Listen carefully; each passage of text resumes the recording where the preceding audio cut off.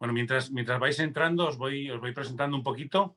El primero que ha aparecido en pantalla es Antonio Villarreal, es periodista del Confidencial, y le decía el otro día, él se creía que en broma, pero yo lo digo completamente serio, que es una máquina y que nos destroza todo lo que trabajamos en esto, porque cuando sale un tema, a la hora ya hay un pedazo de artículo en Confidencial de Antonio que habla con todo el mundo, que lo explica todo, y cuando queremos llegar a los demás, ya el Confidencial ya lo ha sacado con un artículo de Antonio.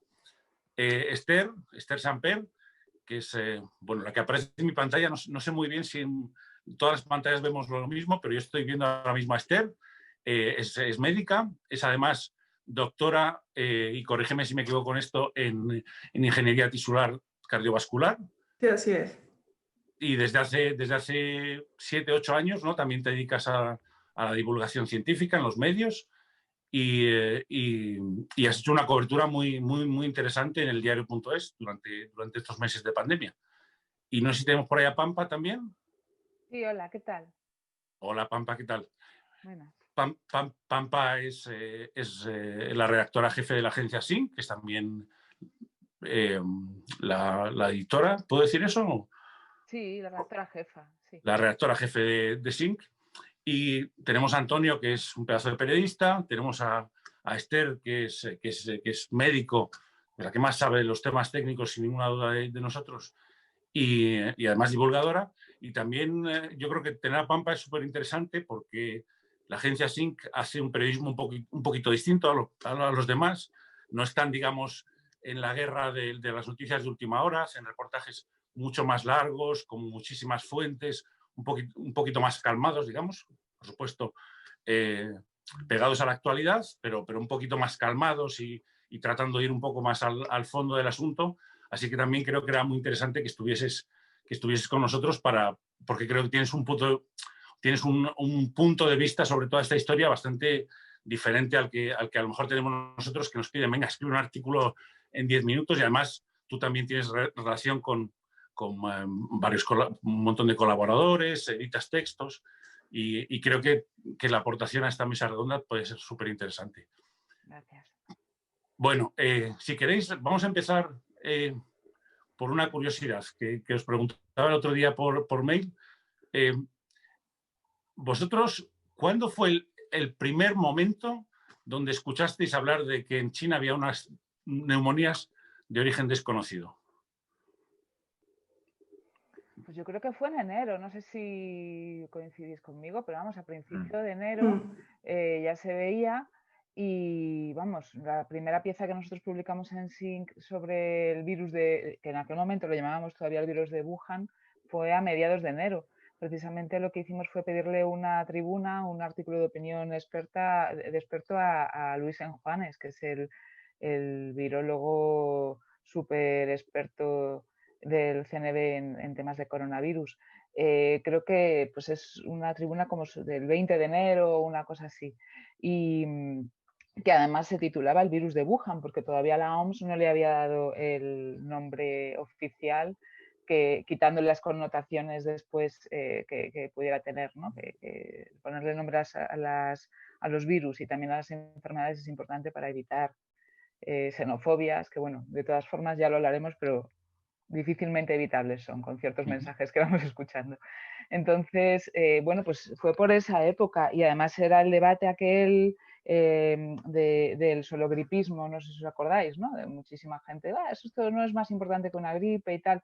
Nosotros ahí intentamos contenernos bastante porque cómo íbamos a hablar de si era más importante o menos que una gripe, un virus completamente nuevo del que no se sabía nada. Bueno, yo creo que de todas formas es normal, ¿no? Que se hagan ese tipo de comparaciones y que incluso se pueda meter la pata. Pero vamos, sí, fue por ahí, por mediados de enero. No sé vosotros cómo lo recordáis. Sí, yo en mi caso lo descubrí más o menos también a mediados de enero. Me acuerdo que por aquella época hice un artículo en el que trataba de poner en contexto lo que sabíamos del nuevo coronavirus en comparación con otros coronavirus como el SARS o el MERS. En aquella época, pues había bastantes expectativas de que la epidemia se limitara a China o por ese territorio asiático, como ha pasado con otros muchos coronavirus que se han dado epidemias pero han sido restringidas. En aquella época también se discutía bastante sobre si había transmisión entre asintomáticos, si podía ser posible que antes de mostrar síntomas la gente pudiera contagiar. En aquella época no estaba nada claro, incluso inicialmente la Organización Mundial de la Salud lo negó, que no era posible. Y realmente esto ha sido uno de los factores clave por los que ha permitido que la enfermedad pues llegue a prácticamente todo el mundo. Yo realmente tenía la esperanza de que fuera a limitarse pues a China y países de alrededor, pero realmente este virus está muy bien adaptado para transmitirse gracias pues a personas que tienen síntomas leves o incluso sin ningún síntoma aparente. Antonio, ¿te Pues, acuerdas cuándo fue la primera vez? sí, yo mi bautismo con el coronavirus fue exactamente el día 20 de enero. Y me acuerdo porque yo hace 4 años hice una investigación sobre, fíjate, sobre test rápidos en la crisis del Zika. ¿Os acordáis del virus del Zika que hubo en Brasil, etcétera? Y claro, hicimos una investigación entonces y aprendimos todo esto de los PCR, de por qué hacen falta otros test, porque no llegan donde no hay laboratorios, que ahora nos ha venido estupendamente, ¿no? Personalmente. Pero claro, entonces fue una investigación chulísima y que prácticamente no leyó nadie. Pero entonces, aquel 20 de enero me llama un virólogo indio que vive en Alemania con el que hablé en su momento porque había desarrollado test para el Zika. Y me suena el teléfono de Alemania, digo, ¿quién es? Y me empieza a hablar este tío súper atropelladamente como porque había desarrollado un test por primera vez de PCR para el nuevo SARS-CoV-2, ¿no? Claro, yo había visto las noticias, las había visto ahí un poco de reojo, ¿no? Habíamos sacado algo como después de Reyes, pero la típica nota de 3 párrafos de está pasando algo en China, pero yo personalmente lo miraba en el rabillo del ojo, tampoco pensaba obviamente que esto fuera a degenerar en lo que tenemos hoy. Y el día 21 publiqué el primero de, yo qué sé, docenas de artículos que sacaba desde entonces del virus diciendo, este hombre ha desarrollado un test para, además, como dice Pampa, en el texto lo llamaba, creo que el mal del mercado de mariscos de Wuhan o el virus misterioso, ese tipo de cosas, ¿no? Que no había todavía una connotación oficial. Y sí, ahí empezó todo. Madre mía, ¿quién nos iba a decir 6 meses más tarde o 7 que... Que no se va a decir. Yo hace como un par de meses, para una historia larga que tuve que publicar, me puse a mirar así entre periodistas cuáles habían sido los primeros artículos que se habían publicado. Y hay un tuit de Helen Braswell, que es, bueno, vosotros seguramente la conocéis, pero a lo mejor gente que no está viendo no, es como la pope entre los periodistas que siguen las enfermedades transmisibles. Trabaja en un medio que se llama Stat News, que es un medio estadounidense que sigue noticias de la industria biofarmacéutica y noticias médicas, y puso un tuit el 31 de diciembre. El 31 de diciembre hay un tuit de Helen Braswell poniendo un enlace a un foro que tienen los virólogos que se llama ProMedMail, que sí, la verdad es que está chulo verlo porque yo evidentemente no lo conocía antes, lo conocí a partir de esto. Es un foro de estos antiguos de Internet donde los virólogos van poniendo cosas que escuchan, enlaces que han visto, tal, solo pueden publicar gente aprobada. Y el 31 de diciembre hay un hilo allí que dicen, me han contactado médicos de Wuhan, están viendo cosas raras, tal. Y esta mujer publicó un tuit que decía, algo raro y esto me huele muy mal. Y ponían el enlace al foro a ProMedMail, y la verdad es que es muy chulo. Y uno de los ejercicios más interesantes, si os interesa este tema, con Google podéis seleccionar fechas para los links, ¿no? Y ir buscando qué se publicó cada mes sobre el virus. Y es tremendo. O sea, claro, en 6 meses, si leéis los artículos de enero, febrero, marzo, a los artículos de abril, mayo, junio, a mí me parece fascinante, vamos.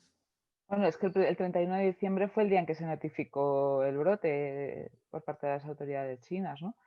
Pero es verdad que en aquel momento, pues bueno, era una noticia de agencia, como decía Antonio. Habíamos pasado también antes otras epidemias en años anteriores que luego se habían logrado contener o que enseguida o que rápidamente se contuvieron, y yo creo que estábamos todos pues a otra cosa. Después, sin embargo, en enero yo sí recuerdo muy bien toda la polémica sobre cuándo la OMS iba a declarar la emergencia sanitaria mundial. No sé si os acordáis todo aquello, que los periodistas de ciencia estábamos así de uñas diciendo, bueno, porque teníamos además ahí como una dinámica un poco complicada entre mucha gente, también en Twitter y bueno, pues en la opinión pública diciendo lo están exagerando todo.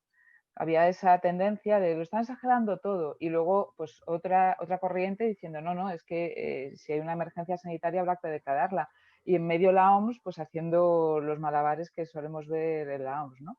Que pues es una institución en ese sentido conservadora que no va a dar la alerta a no ser que realmente cumpla con unos parámetros.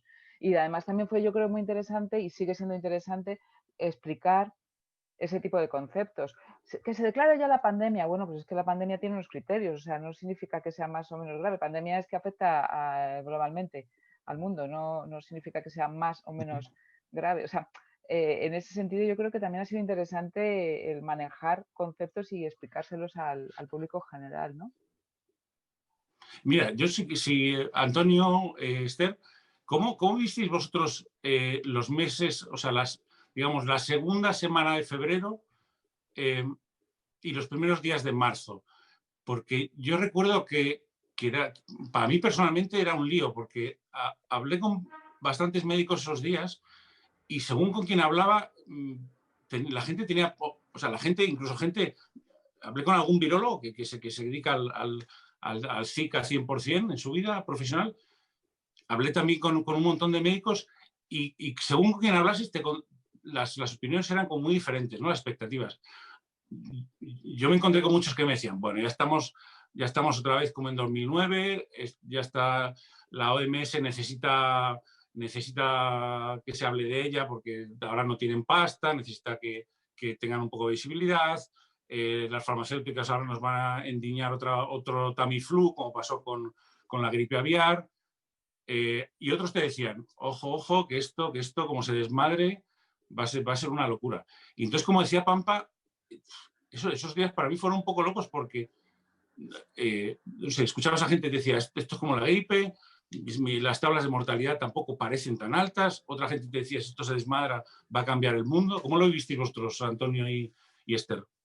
Pues yo lo vi con muchísima incertidumbre. El problema es entre enero y marzo, es que desconocíamos multitud de datos, muchas características del virus, pero es que aparte el coronavirus, ahora lo sabemos, pero antes no sabíamos que el coronavirus se transmitía de forma bastante silenciosa, por decirlo así, y realmente yo empecé a preocuparme cuando vimos la evolución de la epidemia en Italia, que iban por delante de nosotros 1 o 2 semanas, cuando empezaban a subir las hospitalizaciones, los ingresos en UCIs. Iba quedando bastante evidente que este virus era muy difícil de controlar y que en España teníamos que tomar medidas drásticas para atajar este problema y evitar que los hospitales se colapsaran. ¿Antonio? Bueno, para mí esto informativamente ha tenido como muchos capítulos, ¿no? Hay un capítulo inicial que fue, digamos, desde estas fechas que hablamos, finales de enero hasta probablemente comienzos de marzo, ¿no? Que es casi un mes y medio, donde el virus no ocupaba la agenda informativa de la manera que lo hacía, pero se veía que estaba creciendo la preocupación, el interés, y yo, claro, dentro de que esto ha sido una cosa horrible, yo esa época la disfruté bastante como periodista, porque tenía un poco de periodismo médico, un poco de periodismo científico, un poco de periodismo de datos, había muchos interrogantes, pero no era, digamos, el volumen tan brutal de información que ha venido luego. Todavía era un poco manejable. Yo era capaz de mirar, por ejemplo, los preprints estos que salían en medRxiv y tal, y, joder, salían a lo mejor 30 o 40 nuevos cada día, ¿sabes? Entonces podías más o menos decir, este es interesante, este no, voy a llamar a este, voy a escribir a este otro.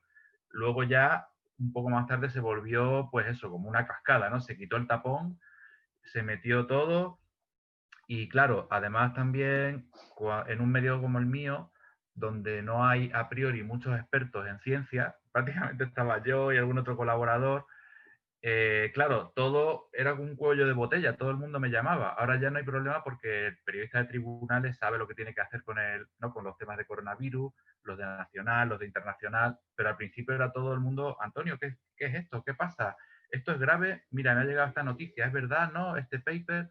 Y claro, fue un colapso total. Pero bueno, por otro lado era excitante, pero digo, menos mal que al final se ha ido repartiendo un poco la tarea porque, iba a fenecer total.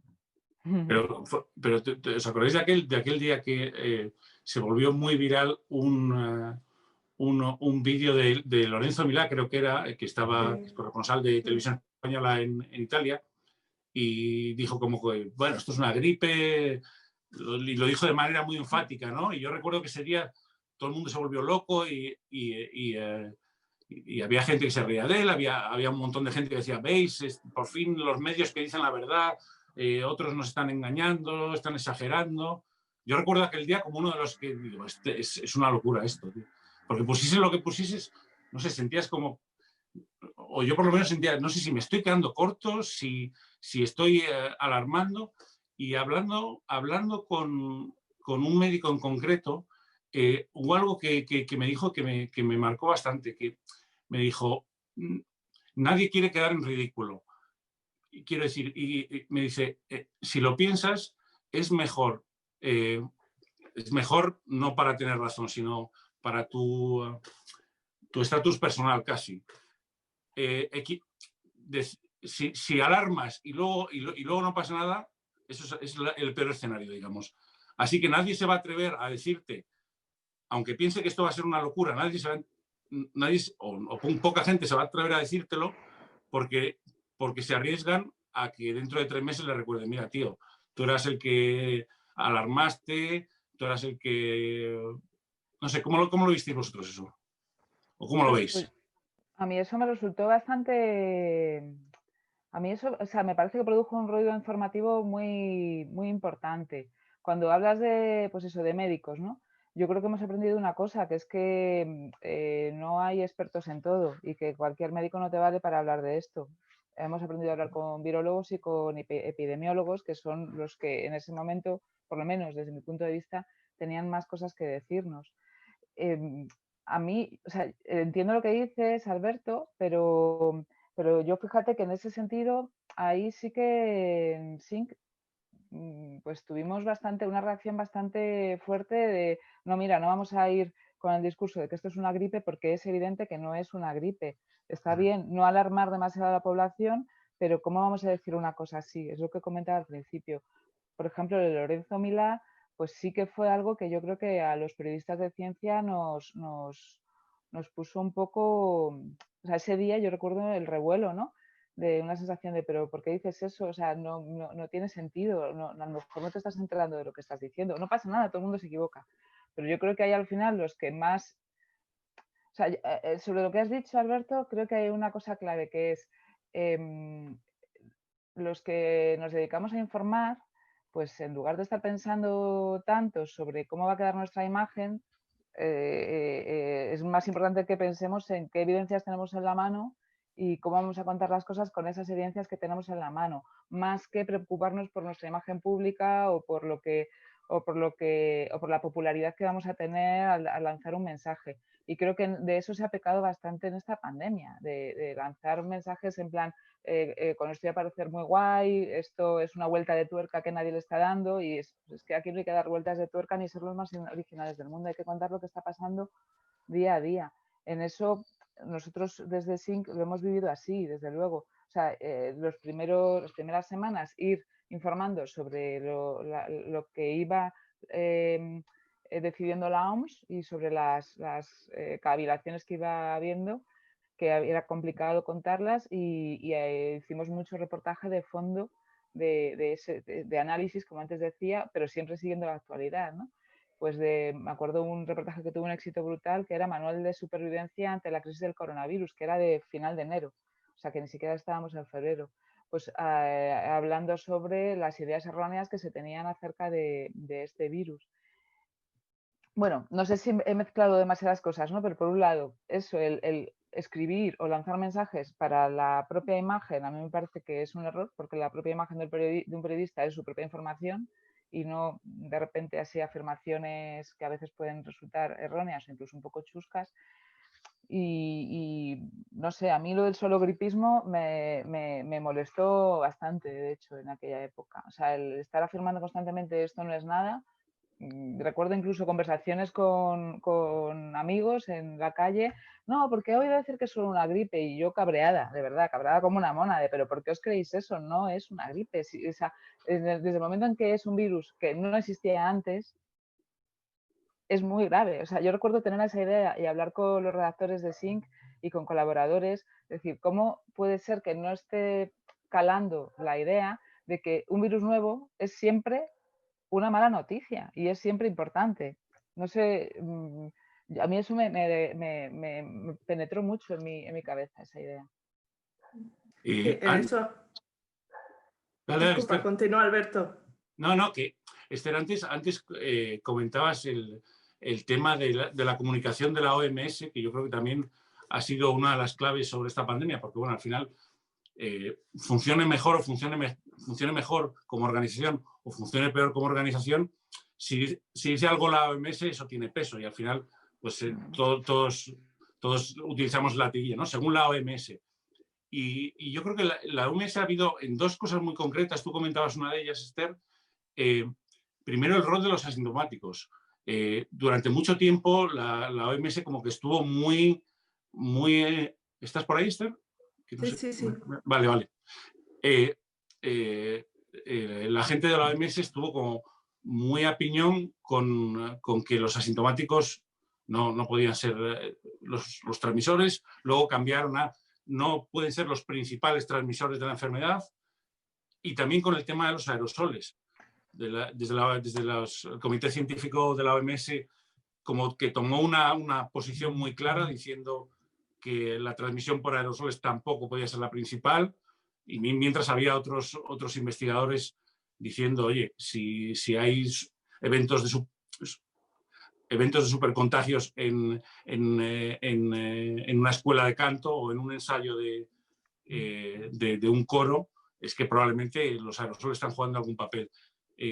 ¿Tú cómo has visto ese rol de la OMS o esa comunicación oficial, digamos, que se ha hecho? Pues yo lo entiendo desde el punto de vista de que es una institución sanitaria conservadora y solo cambia su posicionamiento cuando hay unas evidencias científicas muy sólidas. En ese sentido, con esa postura es inevitable que llegue tarde. Llegó tarde para las mascarillas, para los aerosoles probablemente termine, bueno, ya plantea la posibilidad de que es posible, pero todavía no lo acepta del todo. Según ellos, faltan todavía evidencias. Entonces, en ese sentido, hay que dejar clara a la población que puede recibir mensajes muy diferentes o incluso contradictorios desde diferentes instituciones sanitarias. Hay que poner el contexto de por qué la OMS todavía no acepta pues, determinadas cosas, como por ejemplo las mascarillas tardó meses, cuando el Centro para el Control de Enfermedades pues, se adelantó 1 o 2 meses anteriormente. Yo creo que el contexto y los detalles son clave. Se suele decir que para informar hay que aportar mensajes sencillos, pero yo creo que por lo menos en esta pandemia que hay tantos factores en juego, los detalles son clave y hay que tomarse su tiempo para explicarlo. Una cosa que a mí me ha llamado mucho la atención es que los artículos explicando todo lo que no sabemos sobre el coronavirus les interesan mucho a los lectores porque realmente me parece un ejercicio de transparencia y también para poner en contexto pues toda esa información que todavía no sabemos y que condiciona que se tomen unas medidas u otras. ¿Antonio? Bueno, hay muchos temas encima de la mesa, pero yo creo que todos tienen algo en común, que es que los periodistas en general bueno, y la sociedad occidental, ¿no? Hemos pecado de arrogancia con este tema, porque lo del sologripismo y todo eso, pensar, bueno, esto les ha pasado a los chinos porque es que comen, mira que comen pangolines, ¿sabes? Es que entonces, claro, a mí esto no me pasa nunca porque yo no como eso.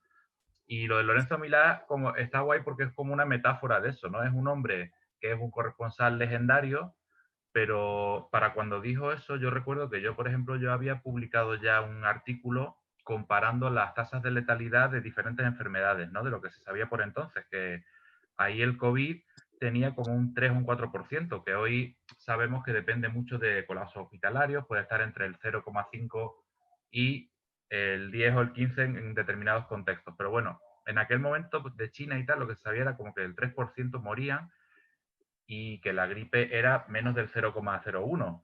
Entonces, quiero decir, la información ya estaba ahí fuera. Entonces, Lorenzo Milá claramente se tiró un triple impresionante diciendo que había una cosa desmedida, pero claro, yo creo que con lo que tenemos que quedarnos es que esto ha cambiado, es como que los periodistas ya sabíamos de qué iba el juego porque sabíamos jugar muy bien al parchís y esto de repente nos ha cambiado el tablero y de repente estamos jugando todos a la oca. Y hay periodistas en todos los medios, los he visto. ¿En qué sentido, Antonio? Perdón, no he entendido esa metáfora. Pues que tú, por ejemplo, tú eras un periodista político, cultural o incluso científico, pero que te dedicabas a cosas, tus pruebas de prensa, tus entrevistas, tus tal, ¿no? Tu agendita, pero de repente se borra todo y aparece algo totalmente nuevo que nadie conoce y ahí tienes que demostrar que tú eres capaz de enterarte de cosas, ¿no? Y en todos los medios yo he visto periodistas que a priori no sabían diferenciar un virus de una vacuna, que se han puesto a preguntar, se han puesto a levantar el teléfono, se han puesto a leer papers que jamás habían leído papers, ¿sabes? Y poco a poco han ido tirando del hilo y han ido sacando informaciones relevantes. Y por otro lado, veías a periodistas superstar en todos sitios también, que ya tenían su púlpito, ya lo tenían todo y como que tenían que hablar, ¿no? Tenían que decir algo porque se habían quedado un poco en fuera de juego. Y digamos que esto ha desnudado un poco a todo el mundo, ¿no? Y gracias a eso hemos descubierto a muchos periodistas que antes estaban un poco en segunda línea y ahora están abriendo periódicos y radios y teles, ¿no? Y son importantes. Y un poco al revés también, un poco decepciones de ver que había gente que la estabas viendo todo el rato, pero que cuando se han tenido que enfrentar a una situación desconocida, pues como que, ¿sabes? Te han decepcionado un poco de decir, joder, no digo que Lorenzo Milá me tenga que leer a mí, pero leyendo Sing, leyendo un poco, buscando un poco de info, ya podías haber visto que el virus era, no hace falta que venga la OMS a decírtelo, ¿sabes? Ya había evidencias bastante notables, o por lo menos para tener un principio de precaución y decir, ok, no sabemos cómo de grave va a ser, puede que esto sea solo en China o anecdótico o lo que sea, pero cuidado, ¿sabes? Sobre todo, Antonio, porque ¿en qué se basaba? O sea, quiero decir, ya no él, sino todos los que han hablado de esto no tienen ninguna importancia. A mí me volvía muy loca el pensar, ¿pero por qué sabéis eso? O sea, ¿por qué lo sabéis vosotros si no lo sabe Luis Juanes? O sea, Ya, que es el mayor claro. experto en coronavirus que tenemos en este país y nos está diciendo el día 23 de enero, que acabo de mirar cuando nos escribió la tribuna, pues no sabemos cómo va a ser esto, esperemos tener una vacuna pronto y esperemos que la transmisión no rebase las fronteras. Entonces, ¿por qué lo sabes tú si no lo sabe Luis Juanes? A mí era lo que me dejaba totalmente loca en aquel momento, ¿no? Pero qué ganas de hacer afirmaciones fuertes para tener más relevancia pública, que yo creo que ahí también hemos aprendido todos a ser más moderados, o casi todos, y a sujetarnos un poquito, porque la importancia de lo que uno dice ahora es mucho mayor.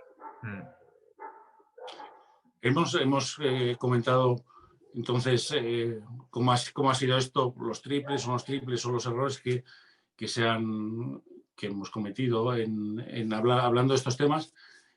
Y una cosa de la que me gustaría hablar y que creo que también ha tenido su importancia en toda esta historia es el tema de los preprints. Bueno, para los que nos estáis viendo que a lo mejor no estáis muy puestos en cómo funcionan las publicaciones científicas, cuando un científico tiene el resultado de un experimento, por ejemplo, y quiere publicarlo en una revista científica, primero el investigador lo manda a la revista científica, las revistas científicas tienen unos comités, básicamente el editor de la revista científica se lo manda ese borrador a otros investigadores que trabajan en el mismo campo, esos otros investigadores leen el artículo, deciden si es importante, si es relevante, si hay errores o no hay errores o tal, y es un proceso que lleva tiempo, y luego ya la revista decide si lo publica o no. Total, bueno, depende del campo, depende de la revista, pero 2-3 meses es muy común, ¿no? Desde que un investigador saca un resultado, un experimento, hasta que eso aparece publicado en una revista muy top, yo que sé, Science, Nature, o una revista que es mucho menos conocida, ¿no? Hay un montón de revistas científicas. Y desde hace, no sé, 10 o 15 años, lo que se hace también es que hay unos servidores, unas páginas web, digamos, donde se envían esos borradores, porque como van a pasar 2 meses, si yo soy investigador, hasta que una revista me lo acepte o no me lo acepte, y bueno, pues antes de que alguien lo saque también ese resultado, o para que mis colegas sepan en lo que estoy trabajando, esos artículos, esos borradores, se suben también a unos servidores que llaman servidores preprint, y lo que ha pasado también es que, bueno, con este tema de la pandemia, como todos queríamos saber qué estaba pasando, esos borradores en esos servidores preprint de los que hablaba antes Antonio, se convirtieron en tema de conversación o en base para algunas publicaciones, y eso tiene el peligro de que son resultados o son borradores que publica un investigador o un equipo, pero que no han sido revisados, digamos, meticulosamente por otros colegas que trabajan en lo mismo, y ahí ha habido problemas también. ¿Cómo lo habéis visto todo este asunto? Pues Antonio. yo creo que, bueno, perdona. Perdona. No. Dale. A ver, el tema de los preprints no es ninguna novedad. La novedad ha sido el volumen. Y la novedad, como decías tú, ha sido no solamente eso, el volumen, sino que muchos periodistas que no estaban especializados en este tipo de información científica o sanitaria, pues se los han encontrado sin saber lo que era. En ese momento, al principio sí que fue un problema, yo creo, y yo creo que cada vez es un problema que se ha ido difundiendo cada vez más, porque ya los periodistas que están escribiendo sobre el coronavirus saben lo que es un preprint. En principio, el sistema de preprints en sí mismo no tiene ningún problema especial nuevo. O sea, de hecho es un sistema muy alabado por mucha gente del sistema científico, porque permite hacer cribas por parte de toda la comunidad científica, permite además eliminar, por ejemplo, experimentos duplicados, o también da lugar a que conozca resultados negativos, que normalmente esos no se publican. O sea, es un sistema... Acceso gratuito, que en muchos casos no es ninguna broma. Sí, y tú decías 3 meses. La media, según lo que yo tengo entendido, son de 6-7 meses hasta 1 año. O sea, es mucho más largo. Con lo cual, pues es un acceso que está muy bien. En matemáticas, por ejemplo, los preprints son súper habituales. O sea, se publica mogollón en repositorios abiertos antes de la revisión por pares. En física también, y en biomedicina y en salud. En ese sentido se ha sido mucho más conservador tradicionalmente, pero hace ya como unos 5 años o así que se empieza a hacer más masivamente. Lo que hemos visto ha sido eso, que de repente periodistas que no se habían acercado antes nunca a los papers leían preprints y pensaban que estaban revisados por la comunidad científica y no tenían ese cuidado. Y yo creo que ahora pues ya ese problema se ha ido rebajando bastante. Y al hilo de lo que comentaba Antonio antes, a mí una de las cosas que más me están molando o sea, profesionalmente de la parte informativa de la pandemia es ver cómo periodistas que antes no habían hecho nada de ciencia lo hacen fenomenal, pero fenomenal. Y lo digo siempre en todas las charlas, mesas redondas, bodas, bautizos y comuniones. O sea, qué guay dejar claro que lo importante para ser un buen periodista de ciencia es ser un buen periodista. No saber mogollón de ciencia ni tener un doctorado en ciencias, sino tener la intuición para saber cuál es un tema y que va a ser importante, adquirir esa experiencia con el trabajo diario, vamos, y saber a quién consultar y de qué fuentes tirar. O sea, que yo creo que el tema de los preprints, bueno, pues se le ha dado mucho bombo en un momento dado, los preprints.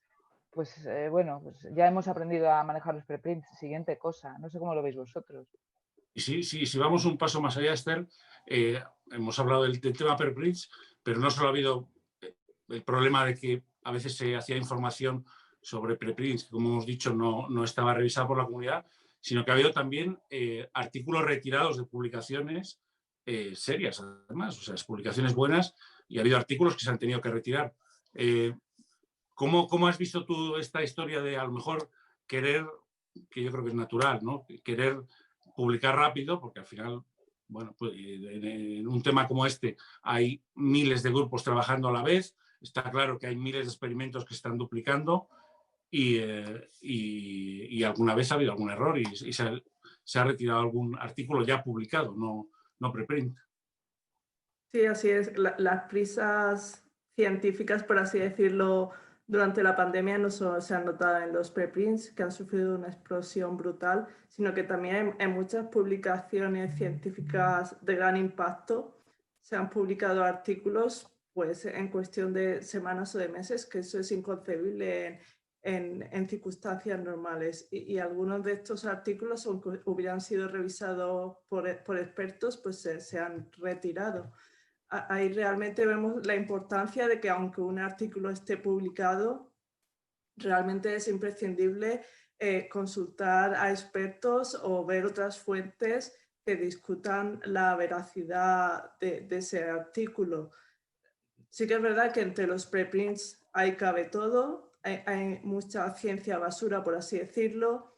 De ahí han venido pues bulos como que el coronavirus había sido creado en el laboratorio, de un preprint que afirmaba que había secuencias del VIH. También hubo un preprint muy polémico de que encontraron en las aguas de Barcelona coronavirus muchísimo tiempo antes del comienzo de la epidemia.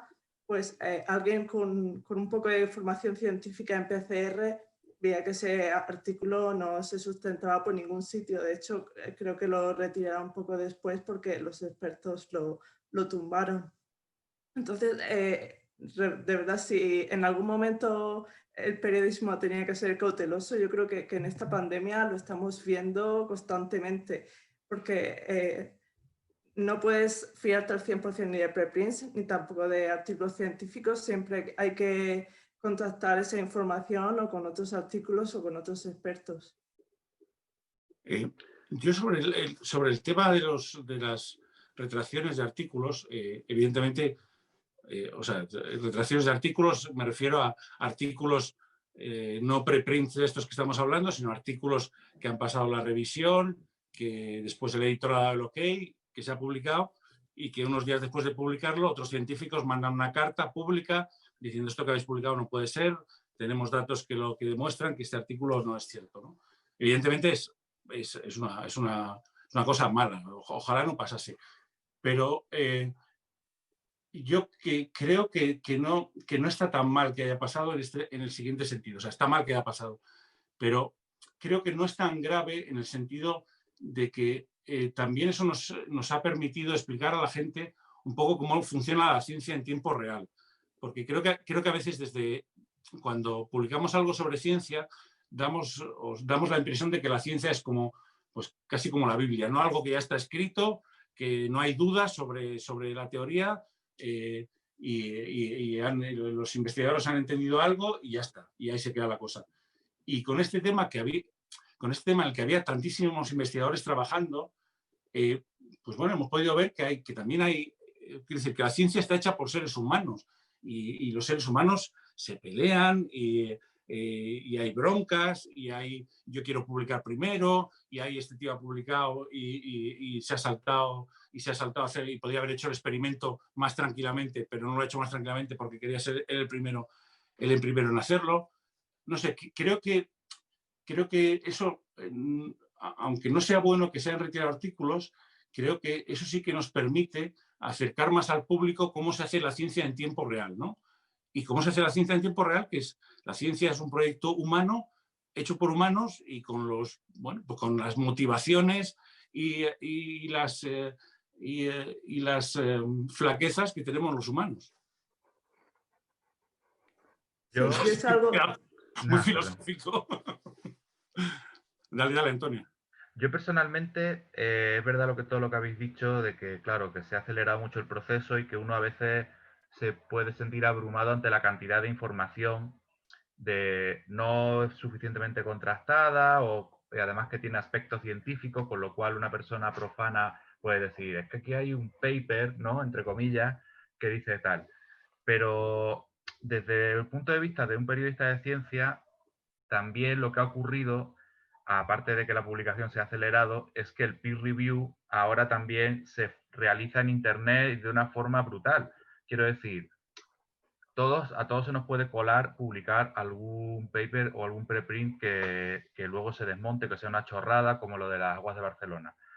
Pero es que ya si te pones a mirar en el propio foro de comentarios del repositorio, pones la dirección del preprint de turno en Twitter, ¿sabes? En una hora puedes ver una discusión brutal entre científicos de todo el mundo de diferentes áreas, con lo cual tú ya ves si ese artículo es, ¿no?, es buena mierda o si no vale nada. Y claro, que de esto se habla poco también, que no vivimos en un vacío donde el periodista ve una información y no tiene dónde contrastarla. Bueno, aparte de que siempre se puede llamar a expertos, ¿no? Porque yo, por ejemplo, también me pasó, al principio vi un preprint que decía como que el virus se había hecho más virulento, ¿sabes? Que había tenido una mutación, y escribí a Isabel Sola del CNB y ella, pues, vamos, en 10 minutos me había respondido al mail contextualizándome y diciendo, no, Antonio, esto realmente pasa en todos los virus, bla, bla, bla. Lo único que, digamos que las cepas menos virulentas, pues tienen más facilidad para expandirse, ¿no? Porque si tú ves que hay casos más graves, digamos que eso lo puedes cuarentenear mejor. Y además también hay que decir que los científicos han hecho una labor, yo no sé cuántas entrevistas he visto en los últimos 3 meses de Luis Juanes, de Isabel Sola, de Lo de Margarita Isabel es Guevara, increíble. Lo de de Isabel es Adolfo García increíble. Sastre, y además que les escribes un WhatsApp, les escribes un mail y te contestan a toda hostia.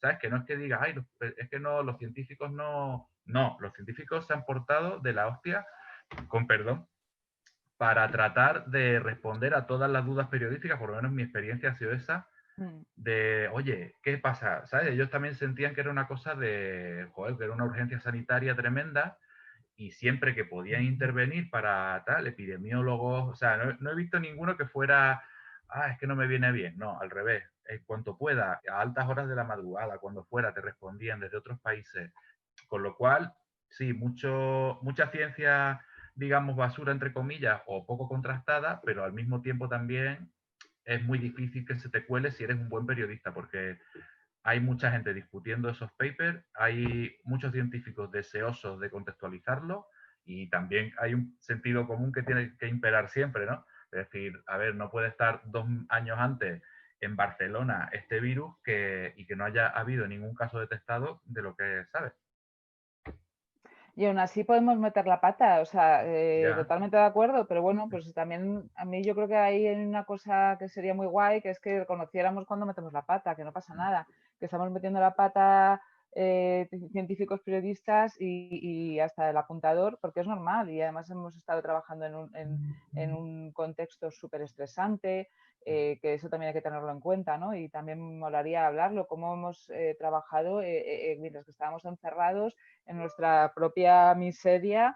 O sea, yo recuerdo darme cuenta de hasta qué punto estaba angustiada y estresada cuando rellené una encuesta de unas investigadoras pues creo que era de comillas, que están haciendo un estudio, que a ver si salen a los resultados, un estudio sobre cómo estaba afectando emocional y psicológicamente la pandemia a personas que atienden, o sea, dependientes de supermercados o dependientes de supermercados, personal sanitario, periodistas y fuerzas de seguridad. Y entonces dije, bueno, voy a rellenarlo porque a esta gente hay que ayudarla también, ¿no? Este tipo de investigaciones. Y al rellenar esa encuesta, yo de repente dije, ostras, llevo sin tomarme un día libre del todo, pues no sé cuánto tiempo, o sea, pero un día libre del todo, de hoy no trabajo nada, ni una hora. Y trabajar así también ha sido complicado, la verdad. Y sobre lo que tú decías, Alberto, de lo de ver la ciencia en directo, ver cómo la ciencia es pues es un producto humano, un producto cultural humano, como lo son otros muchos. Hay una sociología de la ciencia también, que las personas que hacen ciencia tienen sus egos, tienen sus intereses, tal.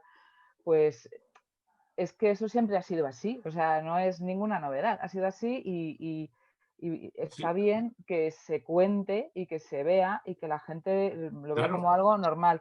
Lo que yo creo que además hay que añadirle es una coletilla y con todo eso, o sea, la ciencia que es humana, superhumana y que además es para todos, que es un producto que lo tenemos que disfrutar todos, además es la mejor forma de acercarnos a la realidad, por lo menos del mundo natural y también del mundo social si hablamos de las ciencias sociales. O sea, con todos los fallos e imperfecciones que tienen los cerebros humanos, pues es la mejor forma de acercarnos a problemas de todo tipo, ¿no? O sea, creo que además es importante añadirle eso.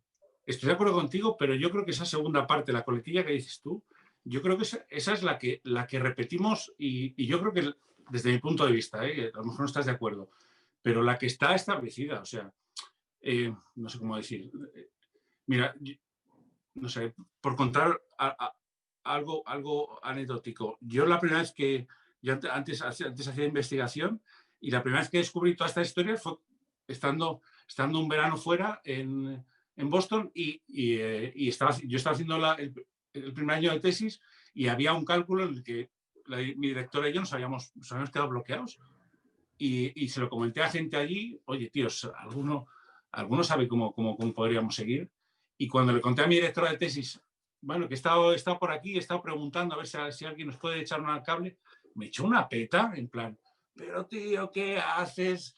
Nos lo van a levantar, no sé qué. Y siempre me lleva súper bien con ella, pero que creo que esa es la parte de la ciencia que a veces no explicamos. O sea, y creo que es bonito y que demuestra que es humano y, por supuesto, es la mejor forma de acercarse al conocimiento, pero no sé, que a veces tengo la impresión de que cuando explicamos algo de ciencia parece que estamos como explicando un libro de texto, ¿sabes? En plan, esta es la verdad que han conseguido los científicos haciendo 10.000 experimentos. Sí, porque se cuenta la ciencia como una verdad revelada, o sea, el rollo de según un estudio y ya está. Y no hay literatura anterior, no hay contexto y además no lo han hecho personas. Sale publicado y ya está.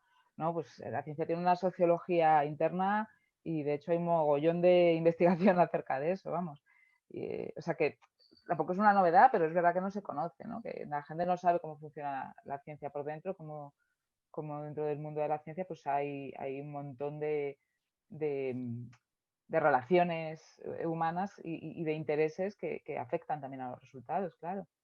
Oye, antes de ir acabando, Antonio, recomendadnos o recomendad, bueno, a mí y a todo el mundo, algún trabajo que hayáis leído. Ya sé cómo vais a decir Ed Yong, el periodista de The Atlantic, que sé que todos recomendamos, pero alguna otra cosilla que hayáis visto publicada y que hayáis dicho, joder, qué cosa más chula, merece la pena leerse esto sobre la pandemia, el coronavirus.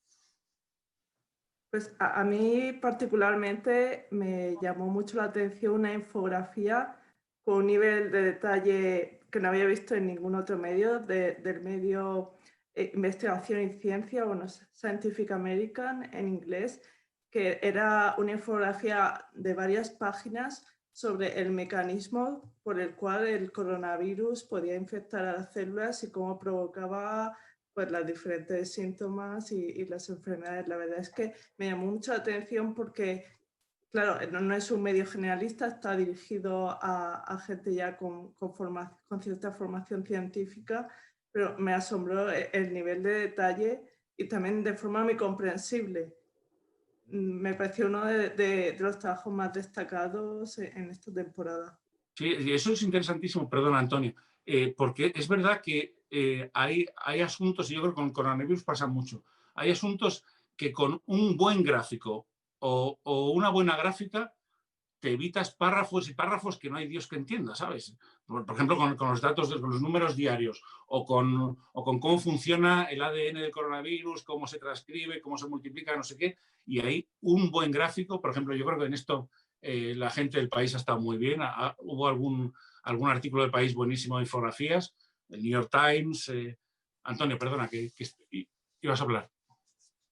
No, yo, hombre, por supuesto recomiendo que la gente conozca más el trabajo que se hace en Sync y el que hace Esther en el diario en otros sitios, pero también hay un par de libros que han salido. Uno es antiguo, que es de Un planeta de virus, de Carl Zimmer, que está muy bien, porque, claro, ya nos han frito la cabeza con que el virus es un enemigo, pero realmente yo creo que ayuda a que la gente entienda bien lo que son los virus y cómo funcionan. Y que los virus no siempre son malos, sino que también a veces han ayudado a nuestra propia evolución como especie. Y es muy interesante conocer bien al enemigo, ¿no?, cuando te quieres enfrentar a él. Y después hay otros libros como el de Kucharski, que se llama Las reglas del contagio, que también recomiendo, porque ahora los políticos siempre dicen que hay criterios científicos, siempre hay tal, pero viene bien saber realmente cómo funciona el contagio, ¿no? Cómo te tienes que exponer a una carga viral. Que la gente sepa todo eso para ser más críticos, que es lo que hace falta, ¿no? Para que cuando un político te diga voy a cerrar los parques, tú seas capaz de pensar y decir, ¿qué sentido tiene esto si ayer me dijiste que al aire libre no había tanto contagio, ¿no? Y ser una ciudadanía también más informada y más crítica y poder hacer medidas que efectivamente rebajen el nivel de incidencia, que es altísimo aquí en Madrid y en otros sitios, pero que podamos seguir con nuestra vida más o menos guay y cumpliendo con lo que sabemos ahora mismo, a día 1 de octubre de 2020, que funciona. Que el mes que viene o el año que viene igual hay que cambiar el discurso, pero de eso se trata la ciencia, ¿no? De reducir la incertidumbre, no de tener respuestas absolutas. Y bueno, recomiendo estos dos libros porque me los he podido leer en las vacaciones que he tenido, que han sido pocas durante estos últimos meses. Ya meterte más virus durante vacaciones pues no es buena idea, pero me han gustado y son súper accesibles, no hace falta ser periodista científico, son gente que escribe muy sencillo y están muy bien. Así que eso. Y leer a Pampa y a su troupe de Zinc y a Esther. Muy bien. Oye, me pasan unas preguntas, creo que nos estamos pasando un poco del tiempo, pero me están pasando algunas preguntas, Pedro, y mira, me dice una. Un estudio del Instituto Reuters revela que el 70% de los periodistas que ha cubierto la crisis del coronavirus sufre de angustia psicológica. ¿Cómo os ha afectado personalmente cubrir esta cobertura? O sea, tantas horas, lo que decíais de prácticamente no descansar ningún día, además trabajar desde casa. Yo personalmente lo llevo bastante mal porque vivo solo y estoy un poco hasta los huevos de no hablar con nadie, echarme unas risas, echar un cigarro, tal. ¿Cómo lo habéis vivido vosotros? Pues mira, yo lo que os contaba antes, yo me hice consciente de que necesitaba parar los fines de semana. A raíz de rellenar aquella encuesta, pues a lo mejor ya llevamos un mes cubriendo, un mes encerrados, vamos, un mes de confinamiento. A ver, yo no lo he llevado mal porque, bueno, pues yo estoy a gusto trabajando en mi casa, o sea, no, en ese sentido no lo he llevado mal. Sí que es verdad que este año más que nunca a mí me ha parecido importante tomar vacaciones. O sea, en el momento de tomar vacaciones ha sido como, ostras, qué bien, cómo me alejo de esta situación, cómo lo veo como espectadora. Y ha sido el momento en el que de repente he tenido miedo yo del virus. Y eso lo he hablado con otras periodistas, amigas, que durante los primeros meses, durante la cobertura, yo no tenía miedo yo personal del virus porque estaba solamente viéndolo desde un punto de vista profesional. O sea, estaba pensando en ello 24 horas al día, leyendo, escribiendo, editando, eligiendo temas, detectando los temas importantes sobre el virus y no lo veía como algo que, o sea, no tenía ninguna conexión emocional con este tema. Era como que solamente era un material de trabajo. Y a mí me ha venido muy bien en ese sentido tomar vacaciones y decir, ostras, pues me le puede pasar a alguien de mi familia. De hecho, bueno, pues tengo casos cercanos de amigos que han perdido familiares y que de repente ha sido un golpe, ¿no? Decir, que esto me toca personalmente. Esther. Pues para mí personalmente me ha servido mucho desconectar cada varios días. Al ser autónoma me puedo gestionar mejor el trabajo y en ese sentido yo lo he llevado con bastante normalidad, bastante concienciada. Sí que decir, el coronavirus ha supuesto, vamos, parte de mi rutina prácticamente para cada hora. Para mí, yo que seguía a muchos profesionales, bueno, sí, y sigo a muchos profesionales sanitarios, epidemiólogos, sí que llegó un momento en que me apabulló un poco ver cómo afectaba a tantas personas, médicos que tuvieron que ser hospitalizados por la COVID-19, el desbordamiento de los servicios sanitarios. Yo, que por mí estaba bastante tranquila, pero veía toda esa exposición de médicos en primera línea haciendo frente al coronavirus, y a veces que realmente tenía que desconectar, apagar y ver alguna película o algo simplemente para eso, olvidarme por un momento. Y una cosa que me interesa, porque tú eres autónoma, eres freelance. Yo estaba ahí bastantes años. Pero ahora supongo que te habrá llegado un montón de curro, ¿no? ¿Cómo es gestionar ese curro y pensar, hostia, a lo mejor el año que viene no tengo tanto? O, ¿cómo ves tú el tema de los que estáis ahora mismo? Que yo creo que desgraciadamente ahora es bastante común, mucha gente que está de autónomo. Dale. Pues, yo en mi caso, afortunadamente estoy especializada en comunicación sanitaria desde hace mucho tiempo. Sé que es un momento crítico para todos los que sean autónomos, que tengan otras áreas de especialización, porque para los medios también ha supuesto un golpe bastante grande en la inversión publicitaria. Pero en mi caso sí que es verdad que tengo más trabajo del que puedo asumir, pero puedo priorizar, y ahora mismo compagino lo que es la cobertura del coronavirus con otros proyectos que no tienen nada que ver con eso, y la verdad lo agradezco, porque hay veces que dan ganas de desconectar de todo esto y centrarse ya en otros temas que no tengan que ver con esta pandemia. Muy bien, Antonio.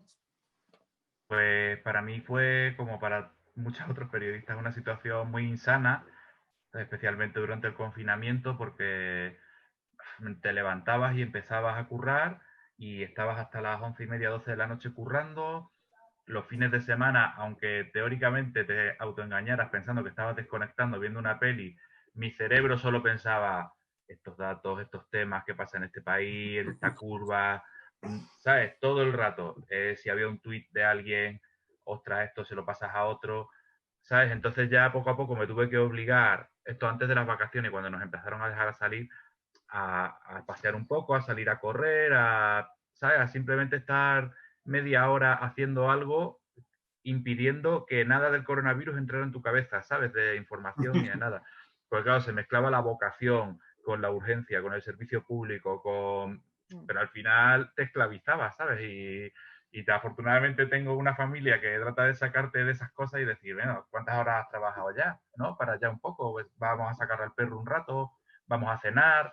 Claro, tampoco podías salir a tomarte una cerveza con amigos en aquel momento. Entonces, bueno, claro, era una situación que dices tú, bueno, es el momento, hay que hacerlo. Pero claro, lo puedes hacer durante un mes, pero pues ya cuando llevas 8 meses, dices, a ver, a lo mejor, Antonio, hay que cambiar de estrategia, ¿no? O vas a acabar vas a ser la primera víctima del coronavirus sin tener el coronavirus.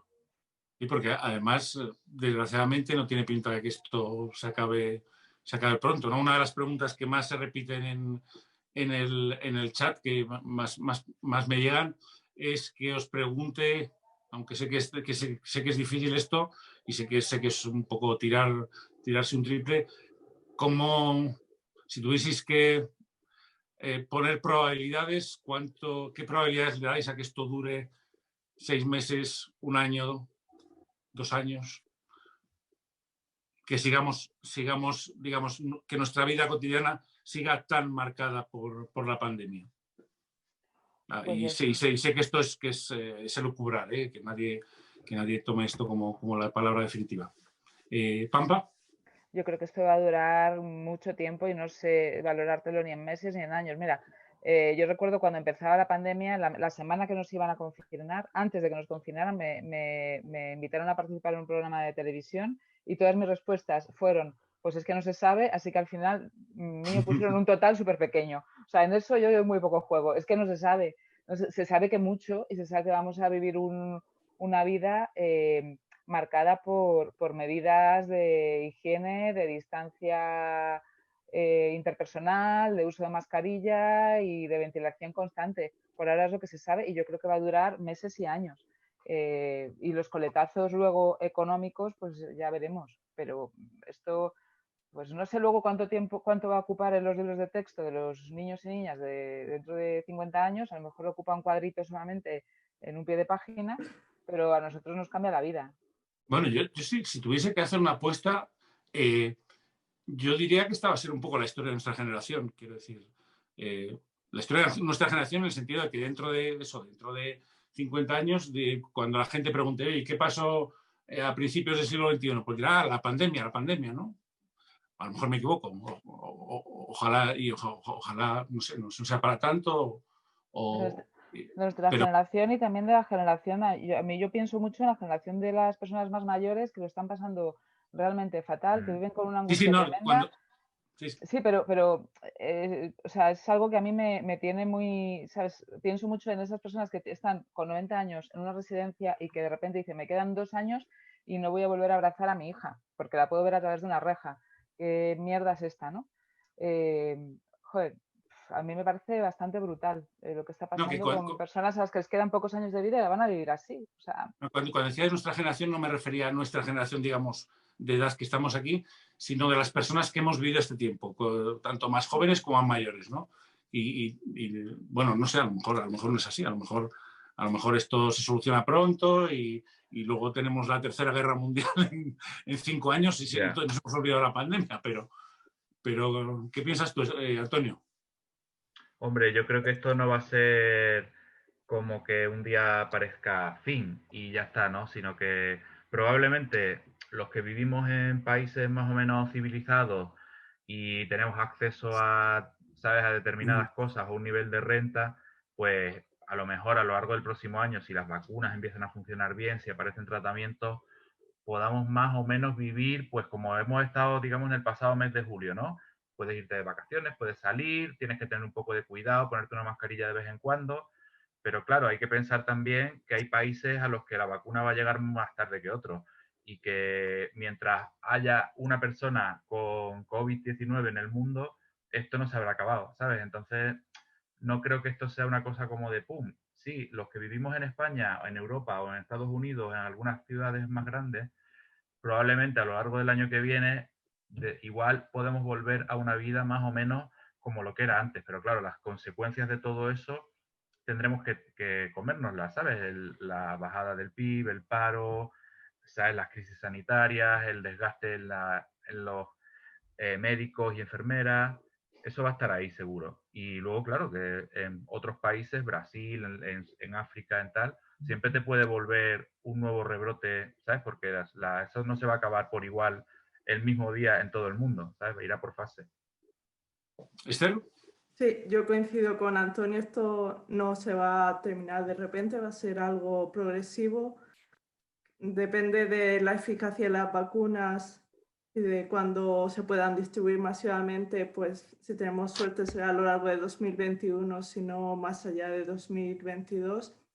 Y por un lado está la parte sanitaria que terminará mucho antes que la parte económica. Los estragos lo vamos a ver durante muchos años y no es algo que se vaya a solucionar fácilmente. Todavía queda un asunto pendiente y es, aunque se desarrollen vacunas efectivas, si el coronavirus tendrá la capacidad de circular hasta cierto punto de forma periódica según la capacidad de mutación que tenga. Esto es una cosa que también está en el aire y hay que tener en cuenta. Bueno, muchachos, mil gracias por todo. Es que me van a matar porque me están diciendo que estás fuera de tiempo, Así que muchísimas gracias por participar en esta charla. Antonio, Esther, Pampa, la verdad es que es un placer leeros. Animo a todos los que nos están viendo a que sigan vuestro trabajo. Y a ver si el año que viene el año que viene no lo sé, pero por lo menos en algún momento nos vemos en Huesca, que desde luego es lo más divertido del Congreso, son las sesiones de bar post conferencias. Así que le paso la palabra a Pedro, que creo que está por ahí.